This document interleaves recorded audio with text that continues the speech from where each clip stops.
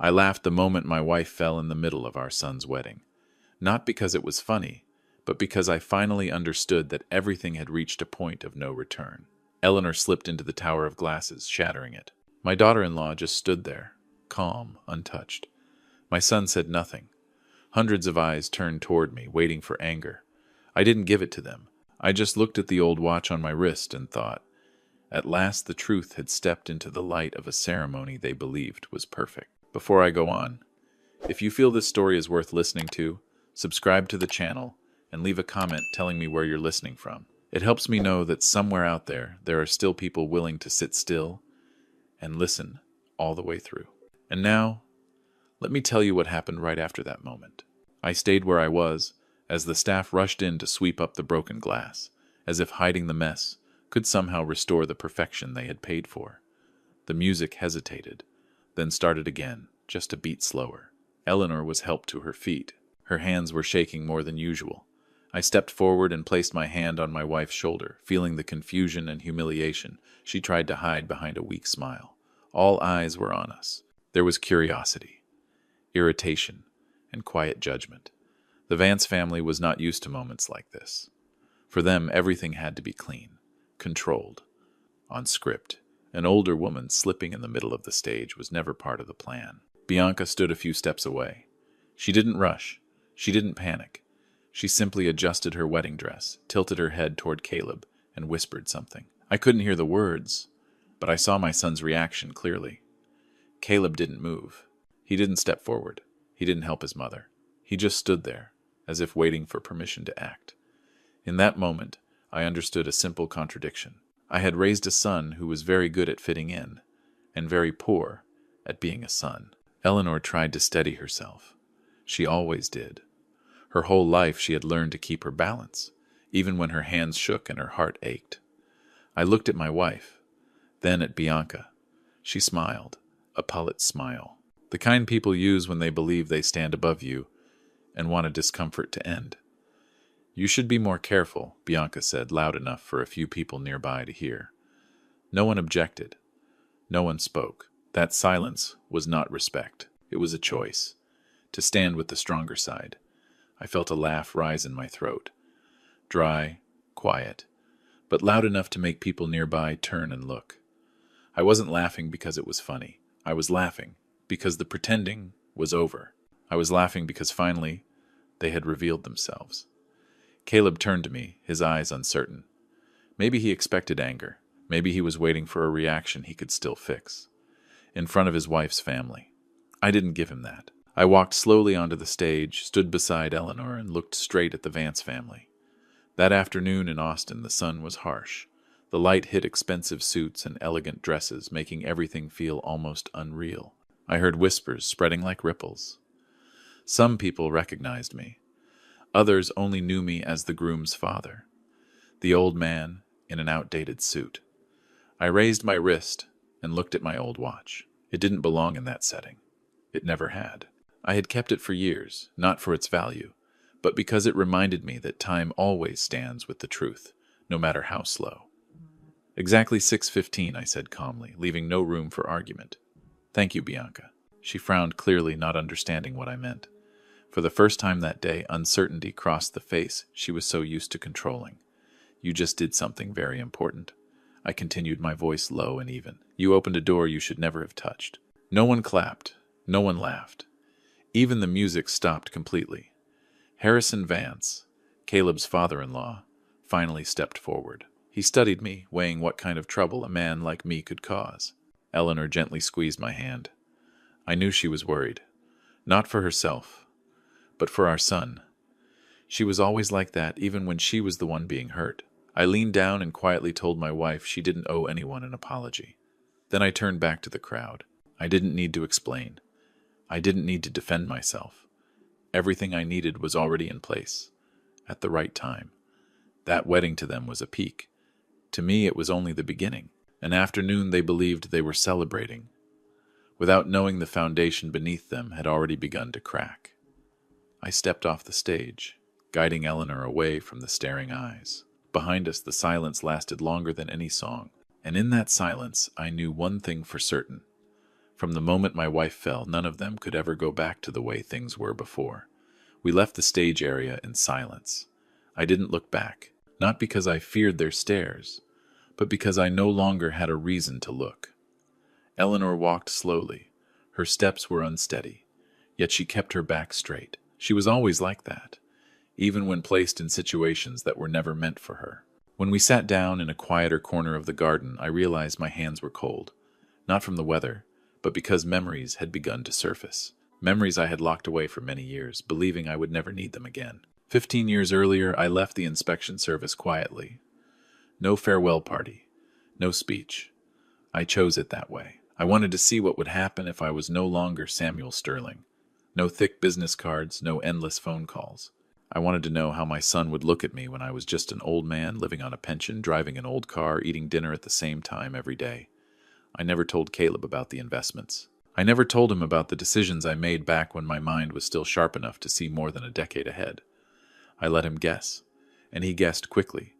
The calls became less frequent, family meals grew rushed.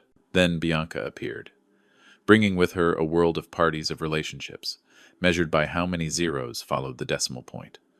I watched Caleb's eyes change, not because of love, but because of opportunity. Eleanor once asked me if we should tell him the truth. I shook my head.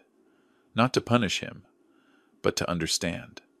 To see what remained in our son's heart when we no longer had anything left to give. The laughter that escaped me on stage earlier was not spontaneous. It was the result of 15 years of silent observation. A server brought towels and water. Eleanor took a small sip. I saw her glance toward the stage where Bianca was being surrounded by false concern. I placed my hand over my wife's lightly trembling hand. I didn't say everything would be fine. I only said that everything was now clear. The old watch was still in my hand. The gift Eleanor had planned was never meant to draw attention. It was just a keepsake. Carefully cleaned, carefully preserved, the way she had always protected the important things in life. But inside it, there was more than they realized. I had anticipated something like this. Not this exact moment, but enough to prepare. In the months before the wedding, I had overheard conversations not meant for me. Harmless-sounding talks about long-term plans, about caring for the elderly, about tidying things up after the wedding. They didn't know I still kept my old habit, never trusting words without proof. The small recording device hidden in the gift was not for revenge. It was a precaution. I wanted to be certain that if one day Eleanor was pushed into a decision she did not choose, I would have enough truth to stop it. When Bianca whispered to Caleb on stage, I didn't need to hear the words clearly. I had heard similar ones before. In quieter rooms where they believed no one was listening. Talk of nursing homes. Of closing up the old house. Of life becoming easier once two old people were no longer in the way. Eleanor didn't know all of this. I never told her. She had carried enough already. But the moment she fell, every boundary I had set was broken. I looked around the garden. People who once nodded politely now avoided my eyes. They didn't know who I was, and that made them uneasy. That unease was the first sign that their control was no longer absolute. Caleb finally walked toward us. His steps were slow, hesitant. He bent down and asked Eleanor if she was all right, his voice low and rushed. I heard fear in it, not concern. Fear that things were slipping beyond his control. "Why did you do that, Dad?" he asked me without looking up. I didn't answer right away. I looked at my son, the boy I once held in my arms, the one I taught how to tie his shoes. I saw a stranger standing in front of me. "I didn't do anything," I said. "I just stopped hiding." Caleb fell silent. He didn't ask another question. Maybe he was beginning to understand, or maybe he was afraid of understanding too much. I knew that from that moment on, everything had shifted. The mask of the poor father was no longer necessary, not because I wanted to reveal it, but because they had torn it off themselves. The afternoon wind moved through the garden, carrying the scent of flowers and unease. I sat there beside Eleanor, feeling each of her breaths. Inside my mind, an old plan was quietly activating step by step, unhurried. They thought I was just an old man laughing out of place at a lavish wedding. What they didn't know was that for 15 years I had been patiently waiting for the right moment for the truth to speak on its own, and that moment had just begun. Caleb walked away after that answer, leaving a strange emptiness between us. I watched my son's back disappear into the sea of tailored suits and smiles that were beginning to twist. Eleanor leaned back against the chair, her eyes tired yet still scanning the space, as if she feared that looking away for even a second might let everything slide further out of control. I knew I couldn't stretch this moment for too long. Some truths, once exposed, will find their own way out, no matter how hard people try to contain them. I reached into the inside pocket of my jacket and took out a thin stack of papers neatly clipped together. I had carried it through the entire ceremony, not as a weapon, but as a reminder that I was not allowed to hesitate. Eleanor saw it and frowned slightly. She didn't ask. She always trusted that I knew what I was doing, even when it worried her. I stood up. I didn't need a stage. Just enough space for curiosity to settle, and it settled quickly. The silence returned. This time, not awkward, but heavy. I don't intend to speak for long, I began, my voice steady as always. But there are a few things that need to be put in their proper place. Harrison Vance stepped forward one pace. He gave a thin smile, the kind used by men who are used to solving problems with money. "Mr. Sterling," he said, "today is a happy day for the kids." "I know," I replied. "That's exactly why I chose today." I didn't look at him for long. I opened the papers, not to read them, only to let everyone see that they existed. 15 years ago, I said, I left a line of work that many people here have probably only heard about by name. I was used to numbers that didn't sit still, to contracts written in ink that hid far more than they showed. Whispers began to spread. Faces that had once looked confident now turned cautious. For the past 3 years, I continued, I've been rereading what others chose to overlook. Not out of curiosity, but because someone had been using the Sterling name as a guarantee without asking me a single word. Harrison Vance stopped smiling. He straightened his hands clasped together. Bianca turned toward her father, and for the first time I saw real worry in her eyes. The Vance Group, I said slowly, is not as strong as it appears. Overlapping loans, projects revalued again and again, commitments signed behind closed doors. All of it has one thing in common. It needs a name clean enough to stand in front. That was when Caleb came back. He stopped a few steps away, his face drained of color. I didn't look at my son, but I knew he was listening to every word. There is an agreement, I went on, signed not long before this wedding. An agreement in which my son agreed to share internal information from a company I once advised, in exchange for a symbolic seat on a board. No one spoke. No one objected. This silence wasn't courtesy. It was fear. Eleanor took a quiet breath. I felt her hand trembling more strongly now. I turned to her, then to Caleb. This time, I looked him straight in the eyes. I'm not asking you why, I said. I just want you to understand this. Some prices are never written into contracts. Caleb opened his mouth, then closed it again. He didn't deny it. His silence was the clearest answer of all. Bianca stepped forward, her voice higher than before. You're making this up, she said, but her eyes betrayed her. I don't need you to believe me, I replied. I only need you to know that everything you're standing on today was built on unstable ground. I slipped the papers back into my jacket. I didn't hand them out. I didn't need to. Those who understood already did. Those who still doubted would soon have their answers another way. Eleanor stood up slowly. She looked at Caleb, her eyes not angry, only sad. I didn't raise you like this, she said softly but clearly. It was the only thing she said, and it weighed more than any accusation. Caleb lowered his head. Bianca stepped back as if realizing for the first time that she was no longer standing on solid ground. Harrison Vance said nothing more. He understood better than anyone. When a man like me speaks of putting things in their place, doors have already begun to close. I helped Eleanor sit back down. I didn't need to say anything else. What needed to be exposed had been exposed, not to humiliate anyone, but to end a game that had gone on for far too long. The music did not return. From that moment on, the wedding was no longer a ceremony, but a waiting room, waiting to see what would collapse next.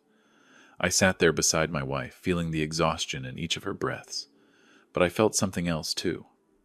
Relief, the relief of someone who no longer asks where they went wrong. In my mind, the next steps were already clear.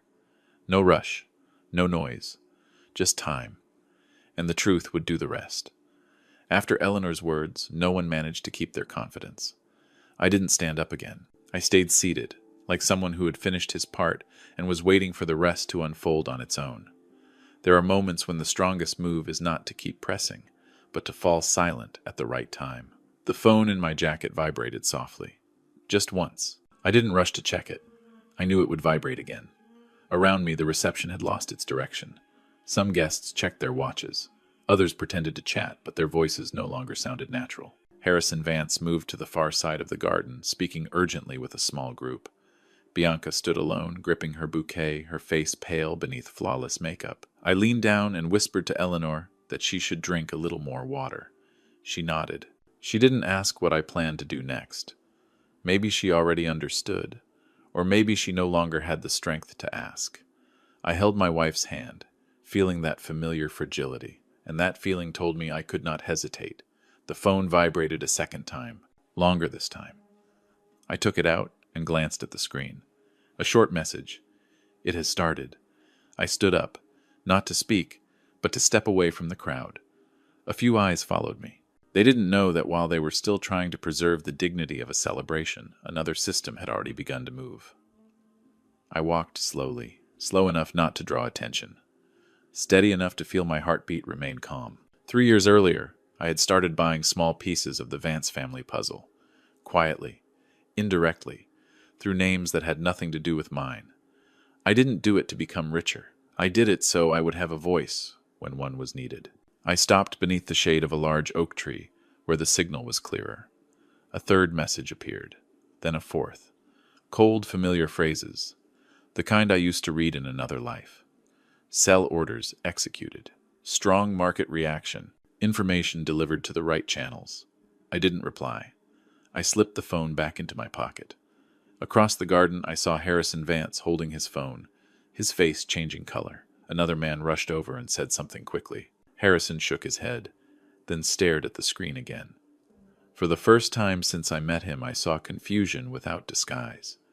Guests began to sense that something was wrong, not because of me, but because of their own phones. Rapid notifications, interrupted calls. A few people left their tables, their voices dropping low. Bianca looked around, searching for an explanation. When her eyes met mine, I didn't turn away. I didn't smile. I simply stood there, calm. She understood something in that moment. But it was already too late to ask. Caleb hurried toward me. "What are you doing, Dad?" he asked, his voice no longer under control. "Turning off the lights," I said briefly. "In a room I didn't build." Caleb looked at me, then toward Harrison. He began to understand that whatever he had signed was no longer in his hands. Less than 10 minutes later, no one could pretend anymore. A group of major Vance shareholders gathered, faces tight. I caught words drifting through the air. Inspection files freeze. No one spoke loudly. They didn't need to. Panic spread faster than any speech ever could. Eleanor remained seated, watching it all with quiet exhaustion. I returned to her side and placed my hand on her shoulder. "We're going home soon," I said softly. She nodded, as if she had been waiting to hear that for a long time. Bianca finally approached us. Her wedding dress was no longer perfectly arranged. The bouquet lay abandoned on a chair. "What do you want?" she asked, her voice trembling slightly. "I want peace," I said. "For my wife." She opened her mouth, then closed it. Not because I frightened her, but because she realized she had nothing left to bargain with. Caleb stood behind her, lost. He looked at me, then at his mother. "Dad," he said quietly, "I'm sorry." I looked at my son for a long time. I didn't see deep remorse. I saw fear of loss. And I understood that some apologies come too late to change anything. "I'm not angry," I said. "I'm just disappointed." That sentence made Caleb step back, as if he had just lost his last place to stand. The music never returned. The wedding ended not with an announcement, but with people leaving in silence. No lights, no laughter, only one bare truth remained. Power built on disregard will collapse the moment it is touched at the right point. I guided Eleanor to the car. When the door closed, I let out a long breath. Not relief, not satisfaction. Just the end of something that had to be done. Behind us, the garden lights slowly went dark. And I knew that, from that moment on, the Vance family would no longer be standing on the ground they once believed was solid. We left Austin the next morning while the city was still half asleep. There were no calls I needed to answer, and no explanations I wanted to give. I drove slowly. Eleanor sat beside me, her hands resting on her lap, her breathing steadier now. The early sunlight came through the windshield, not harsh, just enough to see the road ahead clearly. The days that followed passed quietly. I took Eleanor to a medical facility she chose herself. Not because of its reputation, but because it made her feel at ease. I respected that. The doctor said her condition would take time. It would take patience. And above all, calm. I thought I could handle that part. News about the Vance family appeared here and there, then slowly faded. I didn't follow it. I didn't need to know how they managed. I only knew this. What needed to be closed had been closed. The doors that once frightened Eleanor no longer carried any pressure, pushing her toward them. Caleb called me once. I didn't answer, not out of anger, but because I wasn't ready. Some relationships need silence, so each person can face their own share of responsibility. I trusted time to clarify that, whatever the outcome might be. A week later, I signed the final papers. The trust fund I had kept hidden for many years was transferred, piece by piece, transparent and clean. I kept none of it for myself. I didn't leave it to Caleb either. I chose a different path. I named the fund after Eleanor, not to honor her, but to remind myself why I was doing this. That fund was meant for older people who had been pushed into silence, who had been treated as burdens, who had no one willing to speak for them. I didn't expect it to change the world. I only hoped it would close the same doors I once heard them discussing in the dark. Eleanor learned about it after everything was finished. She didn't say much. She looked at me for a long time, then nodded. "That's enough," she said. I understood. For her, enough was never about money. It was about peace. We moved to a small coastal town where no one knew who we were. Every morning I made coffee. Eleanor sat on the porch watching the sea. Her hands still trembled, but her smile had returned. Not bright, just gentle, exactly the way she had always lived. Some afternoons I thought about Caleb. I wondered whether he understood what had happened. I didn't expect him to come back asking for forgiveness. I only hoped he would learn how to stand upright without leaning on anyone else. If one day he comes looking for me, I will listen. But I won't undo choices he signed with his own hands. Sometimes I hear people talk about money as a form of power. I don't disagree. I just know this. Real power is the ability to walk away without carrying hatred. It took me many years to understand that, and I didn't want Eleanor to pay any further price for my learning. In the evenings, when the sea breeze comes in, we sit together without needing many words. I tell her small stories from the day. She listens, sometimes nodding, sometimes smiling softly. Life slows down, just like the rhythm I've always carried inside. I don't see what happened as a victory. I don't see it as punishment either. To me, it was simply putting things back where they belonged. A son who chose his own path, a family that traded too much to preserve appearances, and a husband who did the only thing he could to protect the woman who walked beside him his entire life. Some people ask if I regret it. I think for a long time before answering. I don't regret staying silent for too long. I only regret not believing sooner that dignity never needs to be proven. Today I didn't lose a son. I only finished clearing away what no longer belonged to me. As the sun sets into the sea, I hold Eleanor's hand, feeling the peace we waited so long for. And this time, no one can take it away. If you stayed until this moment, thank you for listening to my story until the end. If this story made you think, please tap like to support it, subscribe so you don't miss the next stories, and share it if you believe someone out there might need to hear this. The message I want to leave is simple. Family is not a place to be measured by money or status. Those who quietly built the foundation of your life deserve respect, not to be pushed aside when they grow weak. When dignity is preserved, freedom arrives quietly, but it lasts. Thank you for giving your time to this story.